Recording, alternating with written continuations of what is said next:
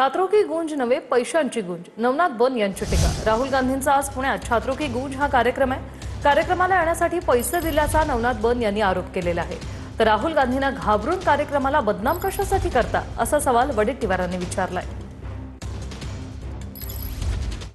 आणि पुण्यातल्या कार्यक्रमावर जवळपास 3 ते 3.5 हजार लोकांना प्रत्येकी 30 ते 35 हजार रुपये 3 ते 3.5 हजार लोकांना प्रत्येकी 30 ते 35 हजार रुपयाचं आमिष दाखवलं जात आहे।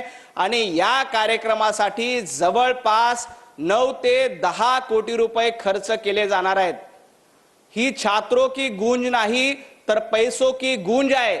एका कार्यक्रमाच्या साठी एका माणसाला 30 ते 35 हजार रुपये अशा 3 ते 3.5 हजार लोकांना हा पैसा वाटप करण्यात येत आहे।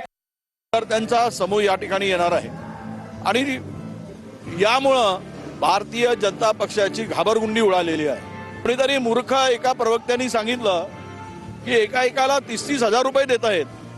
अरे महाराष्ट्र लुटून खाणाऱ्यांनो, थोडी तरी शरम ठेवा। या शहरामध्ये कुणालाही विचारलं तर एक जण पण बोलणार नाही। कुठेतरी एक फेक व्हिडिओ करायचा आणि लोकांना मूर्ख बनवायचा। एवढ्या शिव्या बसतायत त्या प्रवक्त्याला। जरा सोशल मीडिया जर उघडून बघितलं आणि त्यांचं वक्तव्य बघितलं, फॉरेन फंडिंग 100 कोटी खर्च, अकलेचे दिवाळे निघाले त्यांचे। एवढं काय राहुल गांधीला घाबरून त्या कार्यक्रमाला बदनाम करताय? नेगेटिव्ह प्रचार बीजेपी करते आणि त्याबद्दल ते माहेर आहेत हे सगळ्यांना माहिती आहे आणि तेच ते करतायत। आता ते एक्सपोज एवढ्या मोठ्या प्रमाणात झालेत आपल्या देशात। जे काही 20 जुलैला घडलं जंतर मंतरमध्ये की या जेनझीने या देशाची लोकशाही जिवंत आहे ह्याच्यात आपला विश्वास परत त्या ठिकाणी उमटवला, दाखवला। आणि म्हणून हे बीजेपीचं कट कारस्थान